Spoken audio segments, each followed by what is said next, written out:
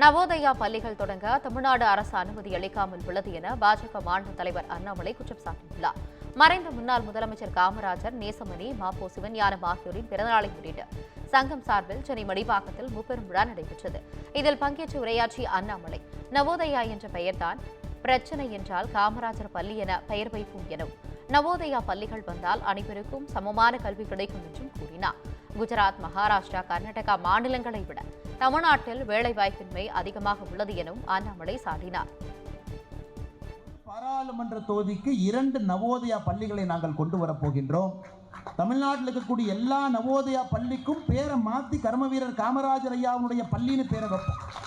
ஏன்னா இன்னைக்கு இருக்கக்கூடிய திமுக அரசு அனுமதி கொடுக்காம இருக்கிறார். நவோதயா என்கின்ற வார்த்தை உங்களுக்கு பிரச்சனை இருந்தால் அந்த வார்த்தையே வேண்டாம். நாங்கள் மோடி ஐயாட்ட பேசுகிறோம். நவோதயா என்கின்ற வார்த்தையின் மீது உங்களுக்கு பிரச்சனை இருந்தால் வார்த்தை எடுத்துவிட்டு கர்மவீரர் காமராஜர் ஐயா என்கின்ற பெயரை வைத்து அதே பள்ளிக்கூடத்தை மத்திய அரசு 100% நடக்கும். இது வந்துவிட்டால் ஒரு ஏழை தாய்க்கும் ஒரு பணக்கார தாய்க்கும் சமமாக 2 குழந்தைக்கும் சமமான கல்வி கிடைக்கும். 2 குழந்தைக்கும் சமமாக மருத்துவம் கிடைக்கும் பொழுது சமுதாயமாக நாம் வெற்றி பெற்று விட்டோம் என்கின்ற அர்த்தம். இன்னைக்கு அது இல்லைங்க.